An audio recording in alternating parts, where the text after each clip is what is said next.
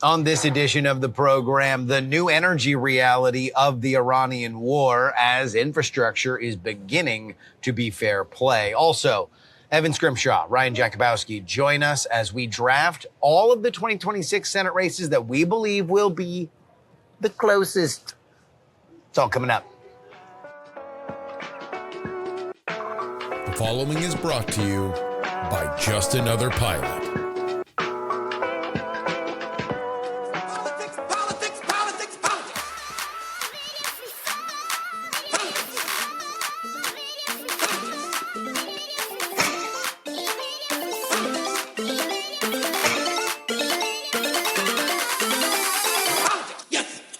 Hello and welcome everybody to the Politics program for March 20th, 2026. Your old pal Justin Robert Young joining you from the San Francisco International Airport, which has become a frequent place where I am recording the podcast, trying my best to, spin a lot of plates, keep moving, but making sure that you get your show when you expect it, if not where we expect it. So this is going to be a full meal for you. We got an hour with Ryan Jakubowski and Evan Scrimshaw. One thing that I do want to bring to your attention, that is the ever-escalating Iranian war. Iran hit a liquefied natural gas facility in Qatar. This is a big escalation. This comes after Israel hit one of the gas fields in Iran. We're getting into a phase of this that is beginning to get to a point where I think we're probably going to start negotiating. I have no idea whether or not that's true. Maybe it's a gigantic quagmire, but we do know that the Trump administration is going to be asking for a lot of money going forward. We'll get to that in our update. But let's go ahead and get to Evan and Ryan.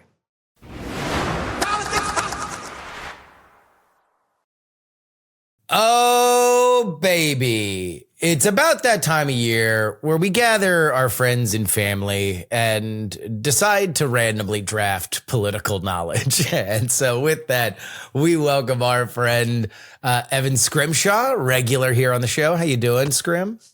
Thanks for having me, man. I always love doing this. And welcome back to the program, Ryan Jakubowski. How you doing, man? I am unreasonably excited for this draft. Great. Well, here's what we're going to do. We are going to draft the upcoming Senate races, but not on anything other than how close they will be. So this is actually something that will have a correct order after November. Like, we will know who did the best at this because there's an actual numerical reality to how close these races have run. Scrim, I'm going to give you the first pick off the board in my sign of appreciation that Canada lost both gold medals. Actually, 3 if you count the Paralympics. Well, I mean, I just can't believe I'm being attacked like this as a guest on your podcast. But so it's funny that we're doing it by closeness because people would think, and I don't want to spoil anything, but we have thought about this from a lot of people thought about it from the standpoint of like rank the Democratic flips, but that's not actually this exercise. It's a very different exercise because you have the Democratic holds, but also North Carolina, which I think everybody knows is the most likely seat to flip. Well, that's arguably, depending on what you think the environment's going to be, not the closest seat. No. I'm going to say the state of Ohio, number 1 overall pick, because Wow. I think there's 2 very clear top 2 picks. I'll be interested to see who goes second, but Ohio has the right combination of a strong Democratic candidate who ran close in 2024, Sherrod Brown, I think outperformed Kamala by like 7-ish points, but John Husted is probably a better candidate than Bernie Moreno as a non-incumbent. He's lost his incumbency. Vivek Ramaswamy could be a drag on the Republican ticket in Ohio in general. But more importantly, this looks like a fairly blue year, which means you're not going to see, but I don't think it's going to be a blue enough year where Ohio is by any means sort of like clearly in the Democratic sort of side of the ledger. I, just kind of threw together a quick and dirty sort of spreadsheet last night with some takes, and I had Ohio pretty clearly as the number one pick on my board. I had it within 2/10 on either side. I think Ohio is very much the likeliest state to go down to the wire because I just have a lot of faith that Sherrod has a very, very high floor. I can basically guarantee that he's going to get 48% of the vote, probably even 49. Can he get to 50? I don't know. But I just don't see this one being uncompetitive. I don't see this one ending up in a 5-point race either way. You could basically tell me everything else. Yeah, it could blow out to 5, but not this. Evan, are you following some of the Sherrod Brown health stuff? Yeah, I'm like they're doing the Biden stuff with him. Like they're not letting him talk to people. They're scripting all of his questions at town halls. There's been some troubling cell phone footage of him not like being able to talk correctly. Like that's where I think if this were the Sherrod Brown from the last race, I would agree with you. I think this is a solid pick.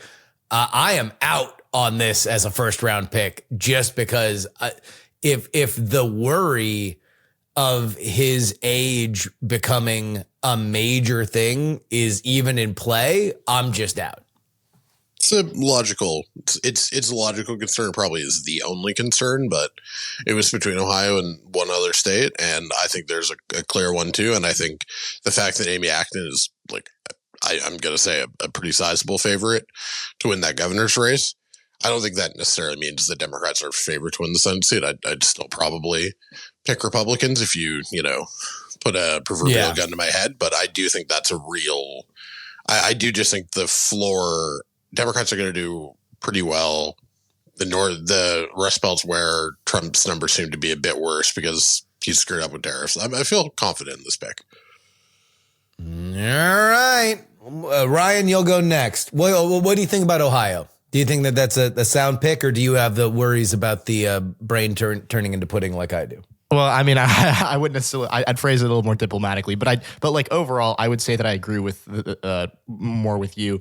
The other concern I have with Evan's pick is that just in general, I'm a little wary of the second time, like the comeback, right? Like this is a bad example because it's it was 6 years later, I think, but Evan Bayh tried this, right, in Indiana in 2016. We've seen it before. And obviously Sherrod Brown's going to do well. I think he's going to do about as well as you could hope a Democrat will do in that race. But another example could be, like a better example could be Russ Feingold. But like we've seen this before, it usually doesn't pan out. And I don't know. I think he's a little overrated in terms of electability at this point. He did well in 2024, but he wasn't, he didn't lose by 10,000 votes. He lost by a good 4%. I think this is still kind of in the lean Republican column of you're probably going to see John Husted win by 2 to 4 points. Okay. I'm on your side there, Ryan. That's more of my fundamental lay of the land with this race. I also do kind of wonder where we are right now in the cycle, whether or not I think this is a good time to do a draft like this because it kind of shows raw fundamentals.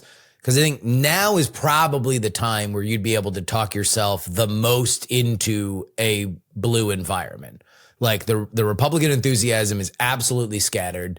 Everybody is still, on that side is dealing with the hangover of, what a Trump presidency actually is and not what it could be when they voted for it in 24. You're seeing a very disparate coalition at absolute war with each other. But the way these things normally go is there is a coalescing that comes between now and November. Right. So this is probably about as blue as we are going to see it. Unless, obviously, there could still be more tricks up the sleeve of the Trump administration. And if, let's say, we're still at war in Iran by November, then all bets are off. But I don't know. I think that this one still, I still tend to think that Ohio is a pretty red state. And Sherrod Brown is somebody that represents a bygone era for it. That, and I worry any of the aged candidates on the Democratic side. Part of that Democratic enthusiasm is I hate old people. Like there is a very potent hatred toward old people. Ryan, who's your second pick off the board? Okay, so I'm not sure. This one's maybe happening in a slightly different environment than Evan's Ohio pick. I'm going to go, and again, I don't love this. I would have liked the third pick, but I'm going to go with Maine. And I think there's a couple variables at play here. The first is that I don't know if we're doing this, like, I don't really think it matters too much, but Maine, obviously, if a candidate does not reach 50% of the vote, we have a ranked choice voting system.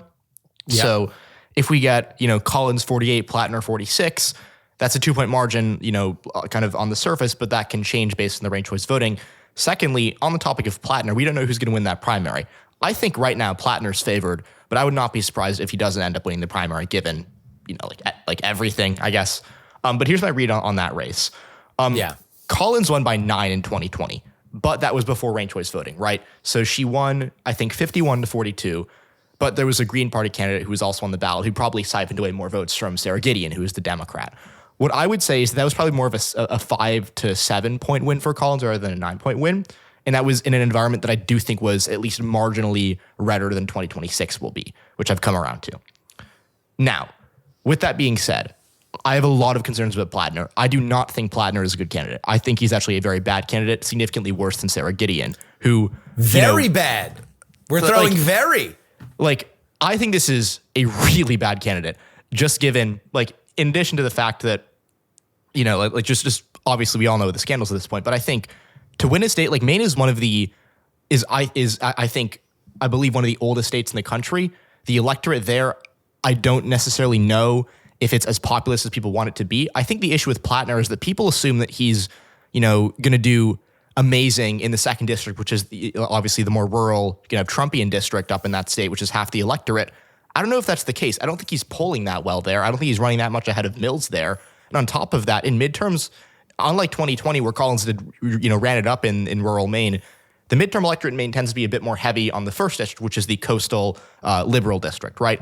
I'm just not sure if the electorate's there for Plattner.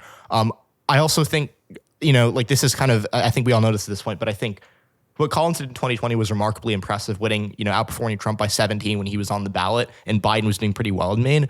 I just am not sure if I can pick against her, no matter, how unpopular she is, no matter how unpopular Trump is, no matter how big the backlash is. With a candidate like Plattner, I still don't know if he can win. So I think this is a race that Democrats at this point should be, favored to win. I think Plattner is bad enough they could lose it. But there's a lot of variables at play. So I'm just going to say it's going to be remarkably close, even though it probably shouldn't be. Did you see the ad that Mills ran with all of the, to your point, older matrons of Maine viewing the Reddit comments of Plattner? I didn't see the ad. I read about it, and I'm not, it's not surprising at all. Although Mills herself is not a great candidate either. She's better than Plattner, but she's 77 years old, which is the same problem. Again, old people. Yeah. I'm telling you, Democrats do not like the olds right now. They are very mad at the old people. If there's any option, they will give them a look. Yeah, the ad, interesting. Number one, this is the AI campaign season. We're already here, and it's all over the place because you've seen, that ad uses Graham Plattner's voice, an AI clone of his voice, to read his Reddit comments to make it a more dynamic ad, which I think we're just flying past a bunch of milestones that I think in a bygone era we would have actually stopped and screamed and yelled a little bit about. But this technology is just so omnipresent. I agree. This is going to be close. It kind of feels like no matter what, the Collins races are close. I want to push back on that. I actually think this one is going to be. I think this one is either going to be Collins wins by 8, Plattner sinks. Janet Mills, who I don't think is going to win this primary. I don't think she would do much better. Or partisanship is king. Death to the ticket split, and Plattner wins by 5 just because. Maine will be year. a state that, Maine voted like 9 points left of the nation. It'll be a D5 environment. And, he's not a bad enough candidate to underperform by 14. But I kind of don't think this one's going to be close. I think I get the case for it being close, but I kind of think it's either going to be just Collins again, or it's going to be the ticket splits that are there. And I don't see this one coming down to 4,000 votes. I guess it could, but I think it's more going to be. Now, the funny thing is, you can tell me on both those visions. I don't have an answer for you. And it's a wild Senate race. What is your take on Plattner right now in mid-March? I just think I think he is a worthwhile gamble to take, if only so the rest of the party gets information about,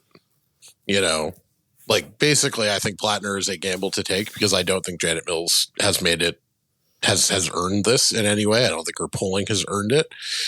And frankly, the left getting their patron saint, somebody they have made such a cause, is probably good for intercoalitional politics. And also, if he blows this, we get to blame it on him, and we get to the rest of the party gets to tell the left to sit down and shut up next time they want to run an unqualified buffoon. But yes, I would call him an unqualified buffoon.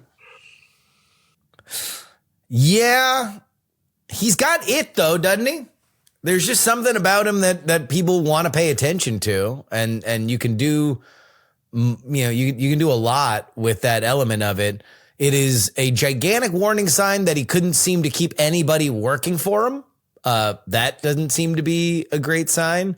It also, he has a hard time keeping his message straight on his Nazi tattoo. That feels like something that you need a little bit stronger discipline on. And yet he's probably going to be the 2-time sitting incumbent governor. Who's ancient. That's the other thing is that and they ran so heavy against him so early, hoping to dent him, and they couldn't. So now he does kind of have this Teflon sort of aura to him, at least in this primary. We finally found the Democratic Trump. Well, I mean, what I would wonder is, for Plattner, is waiting for him the Tallarico treasure trove that the Republicans were sitting on, hoping that that they're going to unleash the day after that primary happens. And we've seen Tallarico kind of obviously he doesn't have to do a lot right now other than soothe his own coalition after that primary, but he's going to have to eventually answer for all the stuff that he's, said as a very liberal state house member in Austin. I think Plattner, depending on what he said or what they have sitting on him, I wonder whether or not there's a little NRSC box labeled Plattner. I mean, the one good thing you can say, whether you like Chuck Schumer meddling in primaries or not, is at least the DSCC has thoroughly aired, hopefully, if you're a Democrat, everything. Is it everything? We'll find out. But yeah, it's at least going to be, you're going to have to match a Nazi tattoo, because there is a little bit of, after Donald Trump said grab him by the bleep and, talked about how women weren't hot enough to want to sexually assault, there is sort of a feeling of it's the latest Trump thing actually that bad compared to that. And I do wonder if there's a bit of that with Plattner. Well, I also think that, and this is kind of the Trump phenomenon in terms of people without political histories, but nobody really interesting comes without, especially in our digital age, some kind of embarrassing something, right? Like the Democrats are going to pick through Brandon Herrera's stuff running in that district because he's done a bunch of provocative gun videos on YouTube. Plattner seems like a gregarious guy who was a bartender at the Tune-In in DC for a while. This is something that, he obviously has. He was a Reddit edgelord.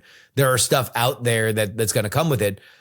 I do wonder whether or not, to a certain extent, if in our modern era, when we've all got embarrassing photos and stuff on the internet, if there's a little bit of okay, yeah, sure. I mean, Eric Swalwell wrote embarrassing poetry. What are we going to do with it? All right. Man, I don't know. There's one I really want you to take here, mostly so I don't have to take it next. No, you want to know? I'm going to do it. I'm going to reach. My first pick is the Lone Star State of Texas. The stars at night are big and bright. Let's go. Big dub for Texas in the first four. All right.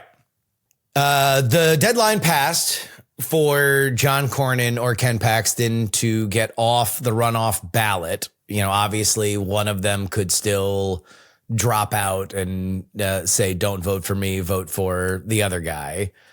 You could still have a Trump endorsement that would come in, although it does appear that Ken Paxton, the Walter White of Texas politics, has saved his hide for another day with his SAVE Act gambit. I think Tallarico is probably a more flawed candidate than people were kind of mentally modeling compared to Jasmine Crockett. And yet, there's just a weird vibe out here, man. Like the Cornyn versus Paxton thing. And again, we might be looking at it. I might be looking at this right now at the worst time to look at it. That everything might look rosier past this one moment. But right now, on the right in Texas, you've got a bunch of the still very relevant country club Republicans, George Bush Republicans, that could not imagine voting for Ken Paxton. They're down with Trump. They just can't imagine. Ken Paxton is the biggest scumbag on the planet, and he has so cynically grafted himself onto Trump is the only reason why he's able to survive. And then you've got some MAGA folks who are like, John Cornyn is the worst person. Why is this ruby red state putting somebody that is actively working against this movement into the Senate? They hate each other. They can't imagine voting for each other. I think, I mean, the all of the basic fundamentals of a runoff favor Paxton. So him running out the clock on this is very good for him. Him avoiding a Trump endorsement is very good for him. And yet there's an argument to be made that John Cornyn has been consistently underpolled. He was supposed, his world thought that he was going to lose by 10 points on primary night. He won. Barely, but he won. That was a huge overperformance based on the polling. So it's like, I don't know if at the end of this, the Republican coalition is strong either way. No matter what, there's going to be a lot of work to have people hold their nose to vote.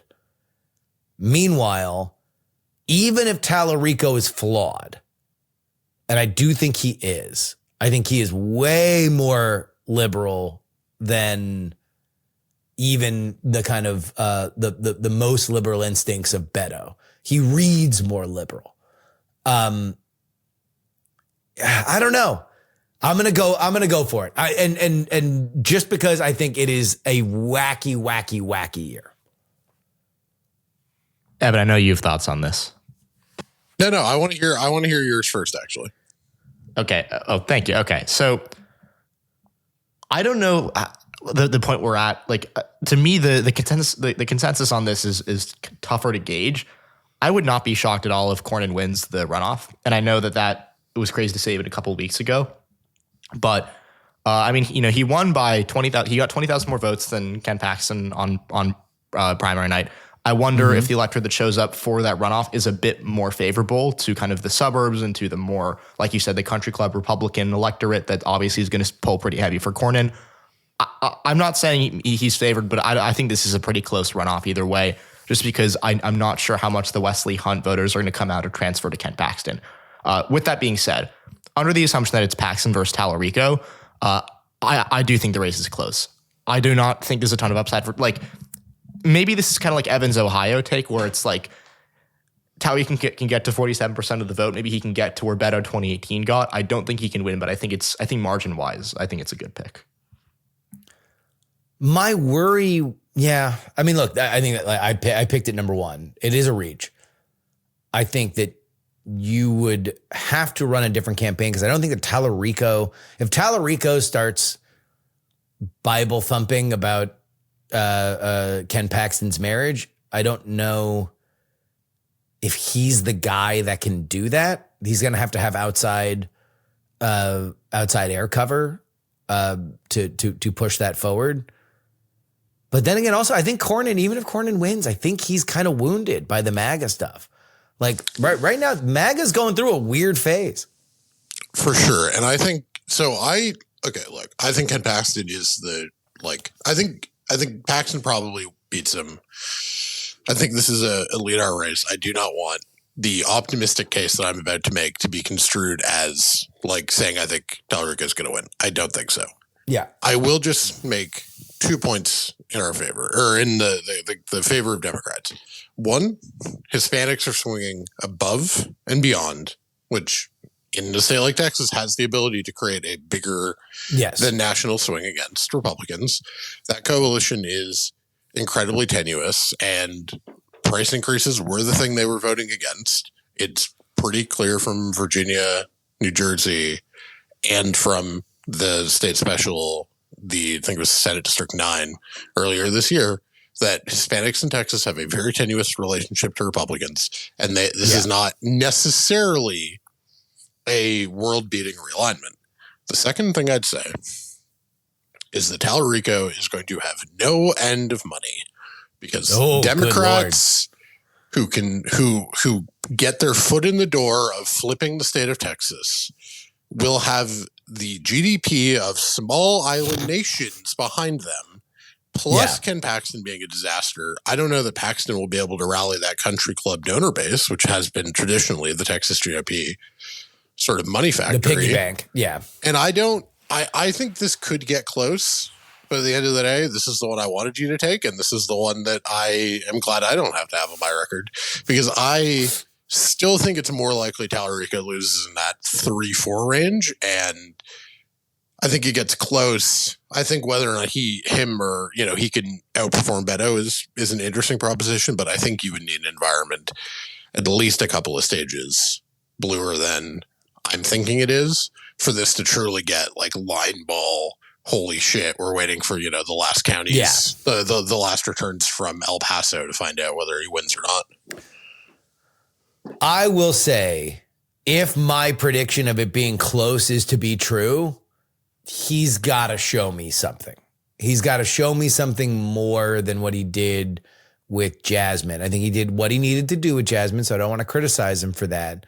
But he's got to have a narrative way forward and a issue that cements why him, why now. That is outside of Trump. There's a lot of wish casting, I think, from people outside of Texas about, he's religious. They love religious people in Texas. The closer you get to the center on that issue, the more divided everybody is. So, and he is not in the mainstream of religious people in Texas. I need to see more from him as a political animal, but I'm willing to wait for that and make it my number one pick.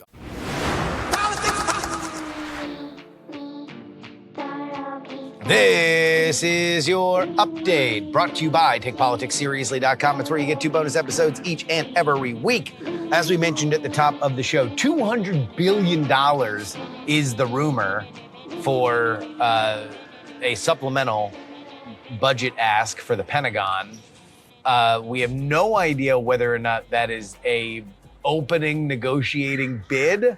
We do know that this is going to get a little hairy, at least for the Republican Party, because there's a lot of questions as to what we are doing and why we are doing it and how long this is going to take.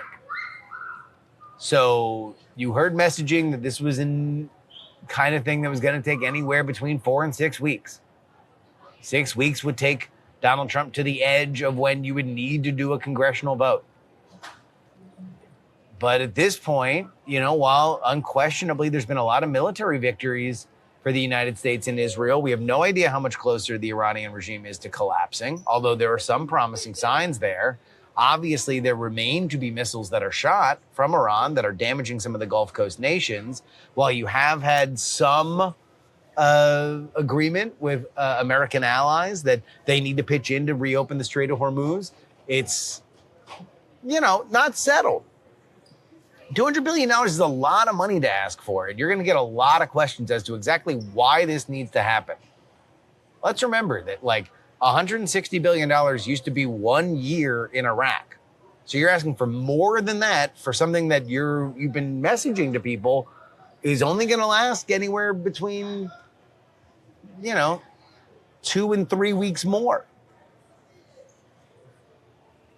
A lot of questions. $200 billion would suggest that this is going to last throughout the year.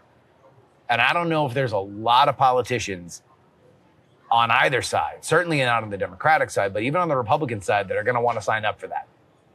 Another late breaking piece of news, and that is that the White House's AI framework is set to hit within the next few days. That's going to be another big question that has to be rattled around the House and Senate to see whether or not there is a national artificial intelligence framework. I can tell you for a fact that, there's going to be a lot of different opinions on that. AI is rapidly evolving to be one of the defining issues of the 2026 election and almost assuredly the 2028 election. You've got Jerome Powell out here saying that job growth after revisions is essentially zero. Whether or not that's because of AI, whether that's because of other issues, remains to be seen. I tend to believe that it's probably more continued correction for overhiring. But look, politics are politics, and that's what's going to eventually drive this. So keep an eye out for that. That's going to happen in the next few days. Oh, fun little fact from inside Capitol Hill. I was told that a source of mine ran into somebody with Rand Paul. We mentioned in the Substack exclusive, he went back and forth with Mark Wayne Mullen. Things got very personal. And my source tells me that they ran into this Rand Paul staffer. The Rand Paul staffer says, well, everybody hates us now. But not really different than yesterday when everybody hated us. The life of a Rand Paul staffer at the end of the day. All right. That is your update. TakePoliticsSeriously.com. Get 2 bonus episodes each and every week. Let's get back to Ryan and Eric.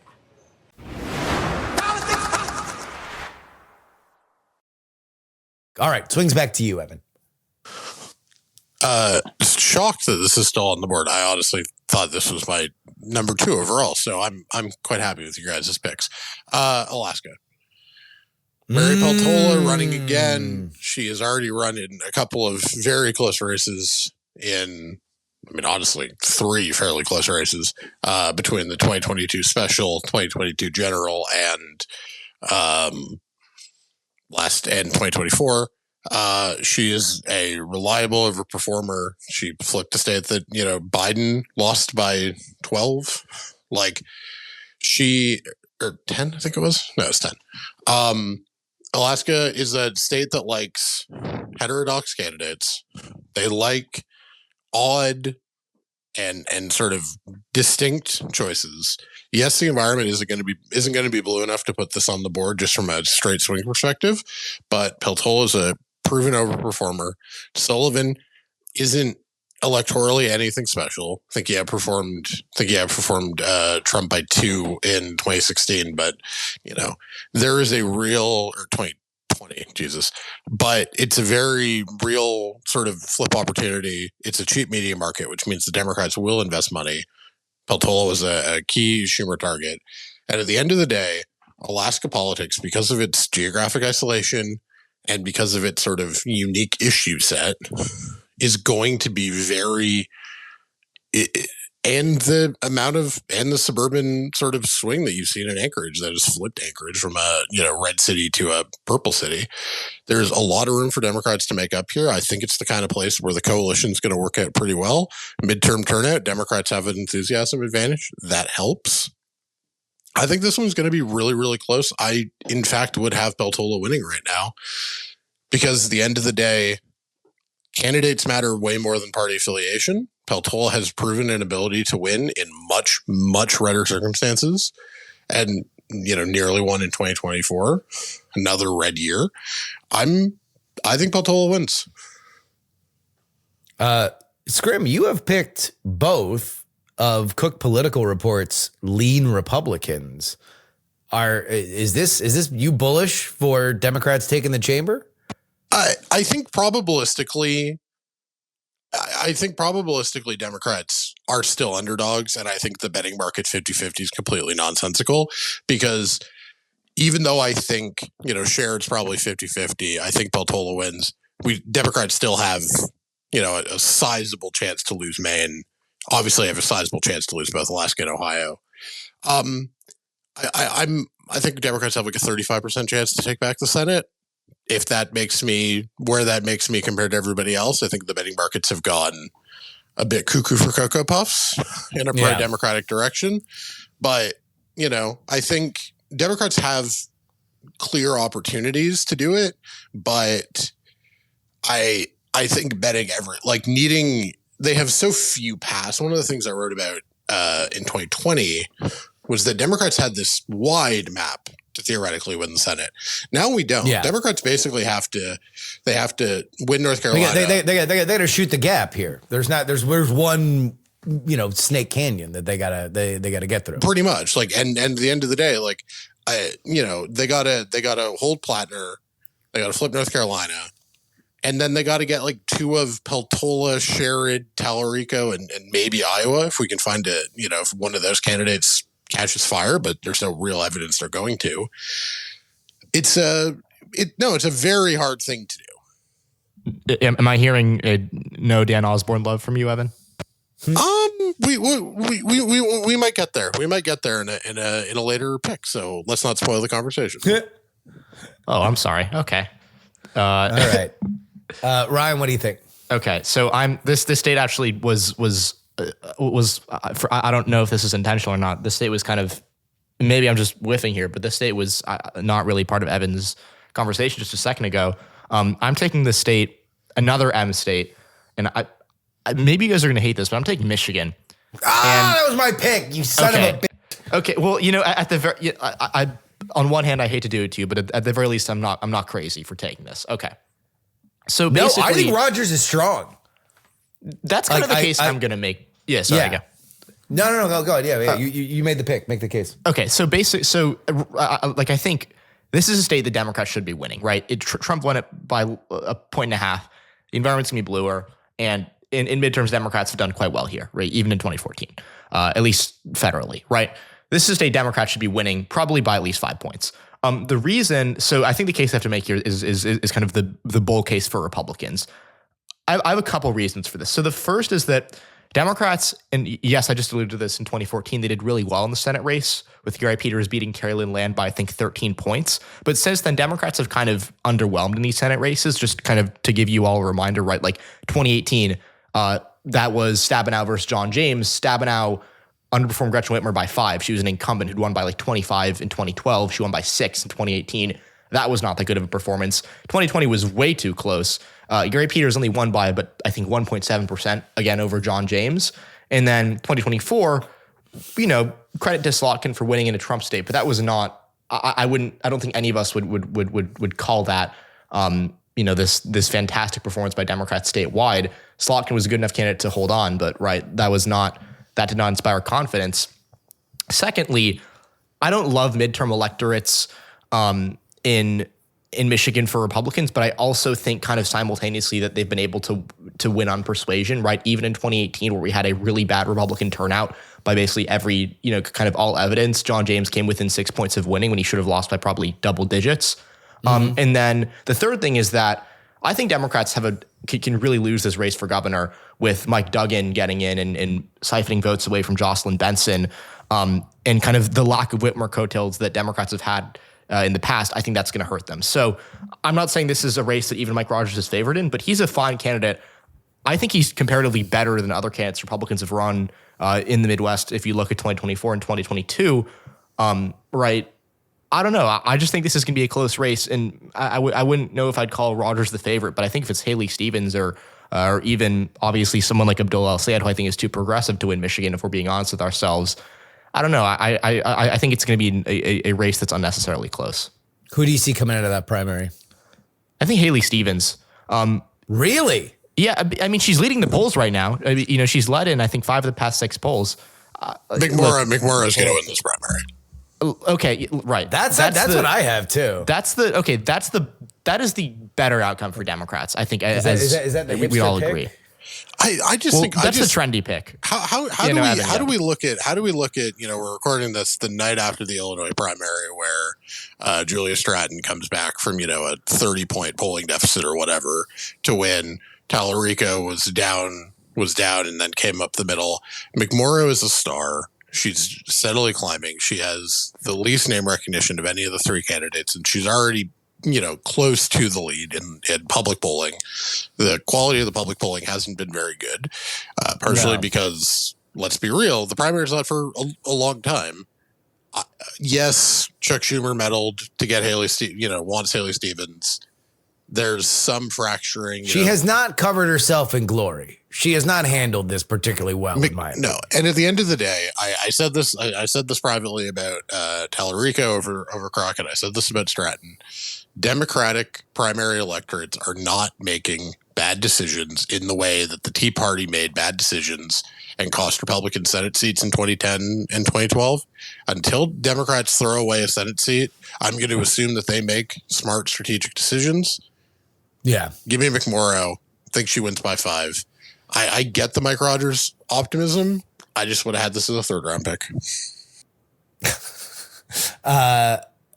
So, Ryan, according to Real Clear Politics, it is a swingy Emerson poll that barely puts McMorrow up in the aggregate. 23.7 to Haley Stevens is 23.3.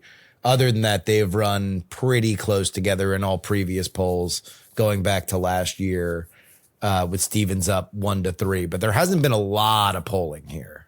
You're right. It's a and you know what? I like the Evan case for McMorrow. She is a star, but my one counter to that would be that Democrats, in my opinion, are going to, and we can argue with the Delta, but just really quickly, what I would say here is that I think Democrats are about to throw away, in the primary at least, throw away Maine with voting for Plattner. And I also think that, Haley Stevens has still raised over $1 million more than Mallory McMorrow. I don't know. I think it'll be close, but to me, I would still call Stevens the favorite. If it is McMorrow, though, I think she'd be favored over Rogers by a couple points. I'll grant you that. She fits the mold more. The only thing is what I've read about Rogers is that what he's mostly spent his time doing is kind of building some of those X's and O's, blocking and tackling, like securing his Republican electorate. I think that he's probably going to have a pretty good turnout operation since he's coming right back into it after running before. I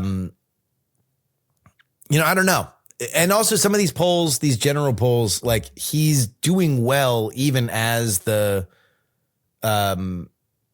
he actually polls better against McMorrow than he does Stevens right now. Right now, the prospective polling of Rogers versus Stevens is Stevens up 1.3. Rogers versus McMorrow is 1.5. You could probably chalk that up to name ID.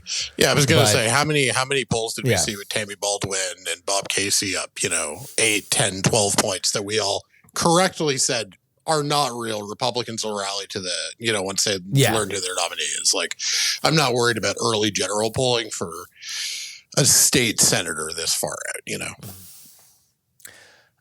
and also what we don't know is just like, hell, in today's America, we don't know what tomorrow's going to bring, let alone the summer, let alone November. There's so many different outcomes where somebody like Rogers, I could see Rogers as like, hey, I'm going to be a Republican check on the president. I could see Rogers as I'm going to be the stalwart MAGA warrior that's, keeping the far left from taking over what's left of auto manufacturing in Michigan. Like there's so many different kind of lanes that I could see depending on where we are. I don't think that Rogers is in he can go places that, let's say, a John Cornyn or a Ken Paxton can't in terms of adapting to a Republican electorate to get the best out of it. So yeah, that was going to be a top pick for me. You are a snake, Ryan, because now you have left me with like just the dregs here. Good Lord. I don't like any of these. Still on the board, the North Carolina Open, which I don't think is going to be close. The Georgia race, which I'm just going to declare just a pox upon Brian Kemp for denying me this race that I wanted so bad. He has disappointed me. He has disappointed the nation. He has disappointed this audience because we deserved a good race for Ossoff. I think everybody, even people who are big Ossoff believers, wanted a big, good race, right? And now we're not going to get one. Well, yeah, it's a clown car. Yeah, because I wanted him to beat Brian Kemp by force so that people would get off me for saying that I think Ossoff was favored in that race.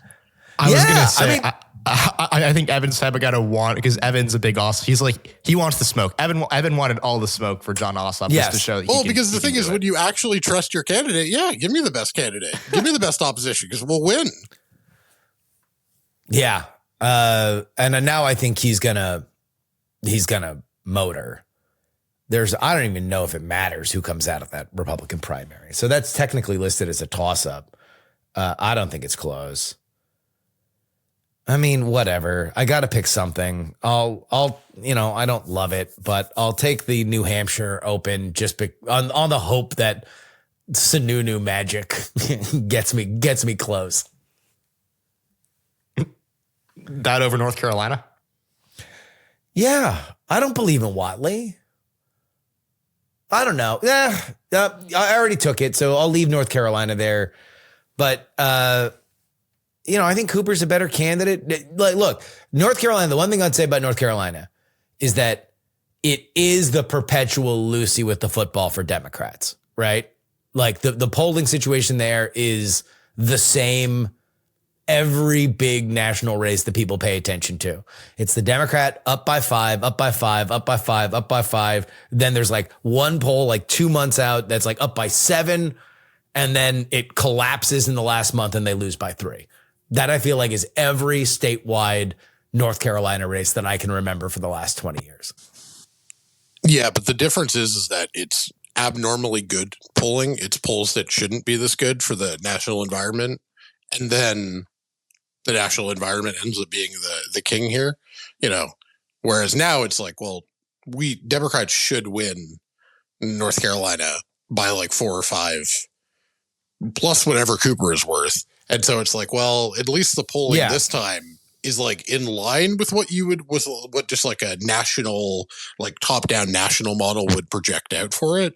So I'm more inclined to believe, I don't think it's going to be a fully an 8-point race, but like I'm more inclined to believe the sort of bigger North Carolina margins just because it actually makes sense within the national environment this time, as opposed to some of the more outlandish, optimistic cases about North Carolina in the past. Yeah, I think that Whatley was an interesting pick. It shows that there's not exactly a gigantic bench for Republicans in North Carolina if he was the guy that had to do it.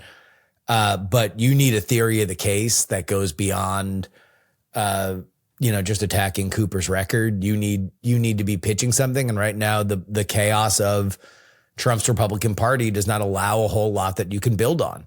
And he needs that because he needs to create his own story. He's not just the guy that goes and rah-rahs for other people, which is normally his role. He's got to build the leadership for him. He hasn't been able to do it. RCP average has Cooper up 8.5. I mean, if I'm going to look at the pick that I did make, New Hampshire, Sununu up big in the Republican primary.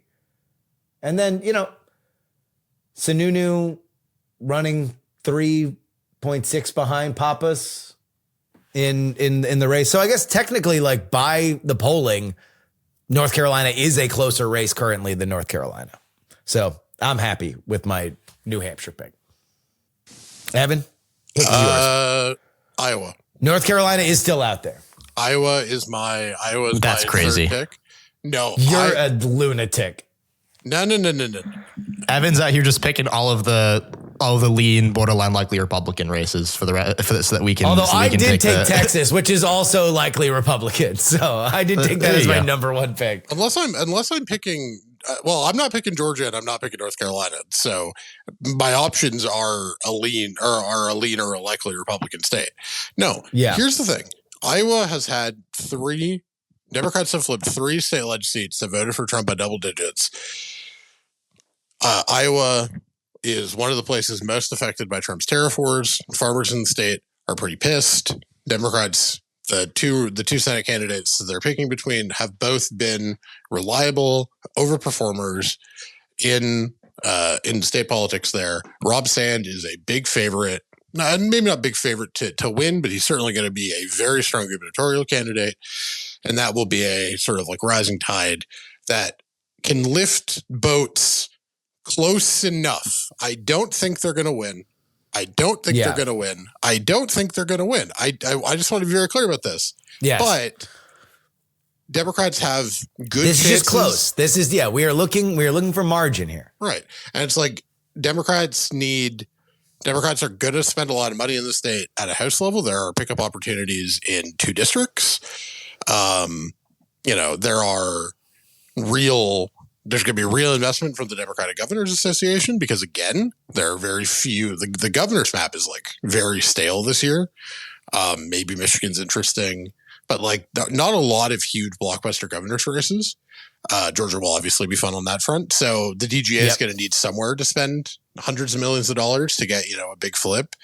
And at the end of the day, I think I know what Ryan is going to take next, and I prefer Iowa. And I will make a friendly wager that we can come back to in November that my guy is going to beat who I'm pretty sure Ryan's going to take, assuming I'm right.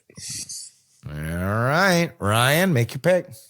Evan, I'm assuming you knew I was going to take the Tar Heel state, correct? Yeah. Okay. Then I accept because I don't think that. Okay, so there was a time where I did think this was a true toss up. I think over last summer at this point. By the way, me too. I thought that this was going to be close because I do think that everybody always glosses over the fact that this flips Republican at the end of every race, and everybody falls for it every single cycle. Yeah, exactly. Like the way you put it's Lily Lucy with the football, right? That's how it is every year. I'm past that. I think Roy Cooper's favored at this point. I think you'd put it in the lean Democratic column. I wouldn't have any problems with that. My thing is that I don't think he's going to win by 8, right? And I don't think any of us do. But I think it's going to be I think at this point it's going to be a lot of people think it's going to be 5 or 6. I think it's going to be more like 3. And I say that for a couple of reasons. First of all, clearly margin is not necessarily perfectly correlated with probability of winning.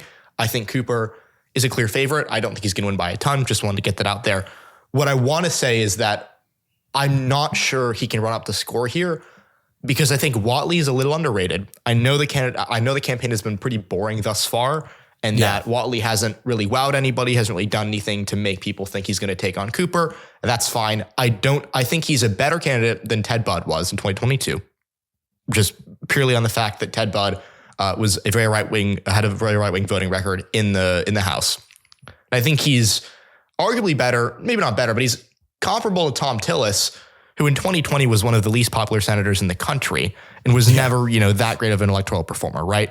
So Republicans, they don't need somebody to be great here to win or to make it close. They just need an okay candidate. And I think Whatley is that, he's comparable to Ted Budd and Tom Tillis, maybe even better than Ted Budd. And the last thing I want to say is that Democrats have had a little bit of trouble as of late with black turnout, especially midterm electorates in states like Georgia and North Carolina where they really need it. I don't think it's going to cost Cooper the race, but I'm a little, because in 2022, right, the case a lot of people made for a close race there was Sherry Beasley with black turnout. And ironically, Sherry Beasley did really well in the suburbs, better than a lot of people thought. And margin-wise was, she was fine in Charlotte and in the Research Triangle. But black turnout was a little lower than what she needed, and that's why she lost by 3 points to Ted Budd. So I think there's a couple things to make the race closer than it really a lot of people are expecting. With that all being said, I still think Roy Cooper should win, which is why this is not getting picked that early. Here's the counterpoint. Tallarico's put Texas on the board. Texas will be a money sink for everybody involved. And therefore, I'm not entirely positive that the NRSC and Senate Leadership Fund don't look at this and go, yeah, we're not cutting the checks to close a 6-ish point gap in, the polling average on Labor Day. I just don't know that they're going to spend any money there. There's nothing down ballot to protect. There isn't a governor's race at the same time. I mean, I just don't think they're gonna. I don't think the cavalry is coming for Republicans in North Carolina, because I don't think it makes sense for the cavalry to come unless we're dramatically misreading the political environment, which is possible. But there's also every opportunity that the polls are going to be wrong in the same way that they were wrong in New Jersey and Virginia. Pollsters have 2024 PTSD, and this is a bigger blue wave than we're seeing. I don't think that's likely by any means. But I think realistically, I just don't think the cavalry is coming for Republicans in North Carolina, because it doesn't make sense for it to come. Yeah. I for all the reasons that we went through already, I think that Cooper should be favored. I agree with your money take, Scrim. I don't know. I think, that's just that. That being said, the only reason why I would say, here, part of the reason why we're doing this draft is because we normally do the worst state parties draft, and we've just done it a few times, and we always pick the same people, and we always have the same arguments. So I figured we'd change it up this year. But let me just say this to the state Republican parties. The fact that you have zero bench, or you have no ability to put strong people into these places. And Texas is a weird situation because Ken Paxton has one statewide. So weirdly, he is something who theoretically, if you just came down from Mars and looked at his record, you're like, okay, he should be safer. But North Carolina, Georgia, Arizona, what are you guys doing? These are states where you should be able to put somebody up. The fact that Georgia, is in this clown car primary and everybody's fighting with each other in a state where you should be able, you should have seen, you saw Ossoff coming a long time ago. You gave him life in a seat that he probably shouldn't have won. And now he's done a very good job keeping it. This is something that should have been a 4-year plan to get somebody ready to do that. And now you have this nonsense. They are just so out of sorts. It is absolutely incompetence at the highest scale that there are not stronger candidates that have records in that state that are running for some of these seats. It is insane to me. I mean, I don't know what you're going to do with your 9th pick, but, the fact that we might go 9 picks without Georgia being taken is a complete... No, Georgia's my pick. I'm looking at the polling now. No matter what, the aggregate polling here is Ossoff up 2.8 with Collins, up 3.5 with Carter, up 6.7 with Dooley, which, Dooley losing by 7 would be, very consistent with his record as a football coach. Look, I don't think that this is going to be even a strong Ossoff win. I couldn't see more than 5 points, right? Ryan, you want to do the suburban shift stuff, or should I do it?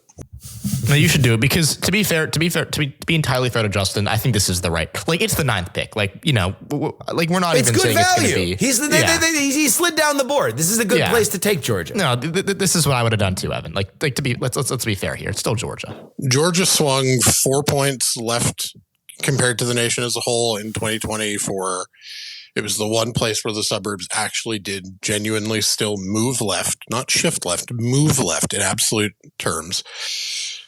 And the midterm electorate for Democrats is going to be amazing. It's going to be left trending suburbs, left, even faster left trending exurbs. Now, yes, Republicans are still going to win your Forsyths and your Cherokees, but, probably by 40 points less than Mitt Romney did, and probably by 10 to 15 points less than Trump did. Black turnout has been generally better in midterms than in generals as a share of the electorate. The electorate gets more Atlanta. The electorate gets more suburban. These voters, like John Ossoff, the governor's race in Georgia, that's going to be a lot more interesting of a race, because Republicans are going to really throw their energy there. Mike Collins has a deeply conservative voting record. Ossoff took a smart vote by voting for Laken Riley.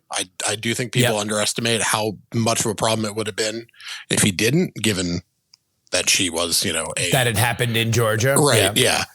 I think Ossoff has taken some very strong positions. He has made a very strong name for himself locally, both as a senator who can deliver and as somebody who has led the charge on anti-corruption and on banning congressional stock trading, issues that are going to play downstate in a way that Democrats have not necessarily been able to play downstate. His teamwork with Raphael Warnock will continue. He busted his ass for Warnock in 22. Warnock will do the same for him. Democrats, decent chance they're going to nominate a black candidate for governor. This, to me, we're going to find out we're going to find out what the upper reaches of a Democratic win in Georgia can be. That's completely down to Republican GOP or, Georgia GOP failures. But I think this one's going to be a solid John Ossoff win. What is solid, though, in Georgia? 7, 9.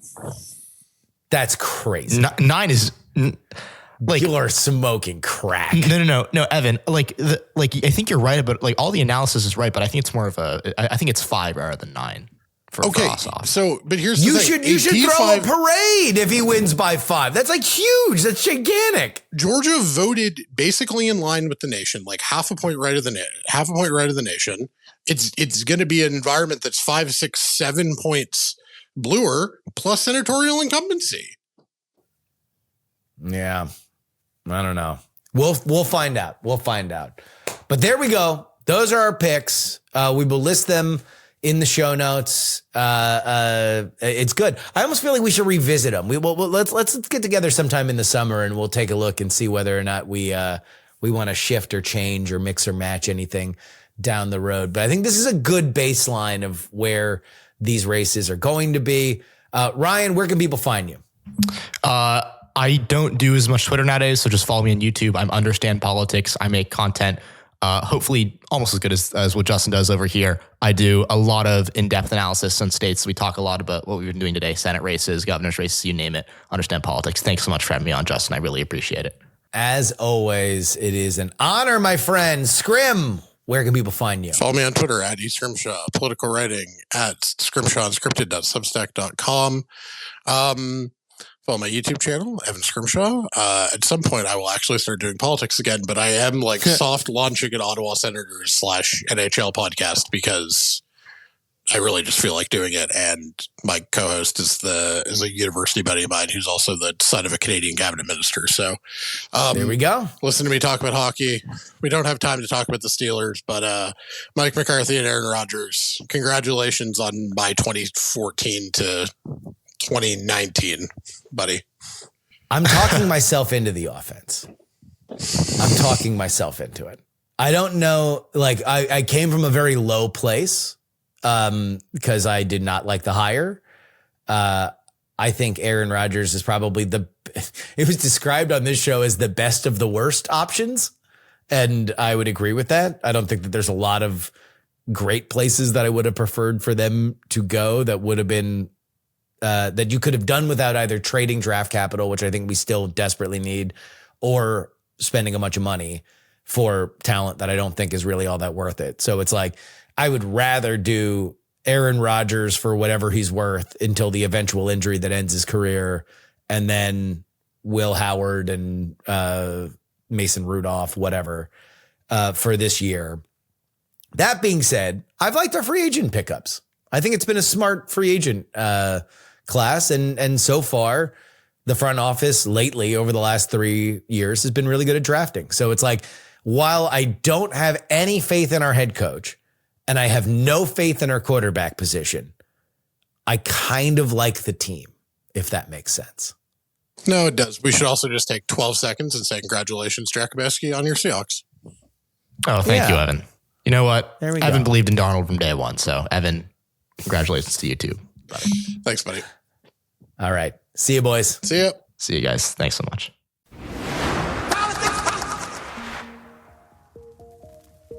And that'll wrap it up for us today. Politics is written and hosted by me, Justin Robert Young, for Dog and Pony Show Audio in Austin, Texas. Our producer is Will Saddleberg. Big thank you to Evan Scrimshaw.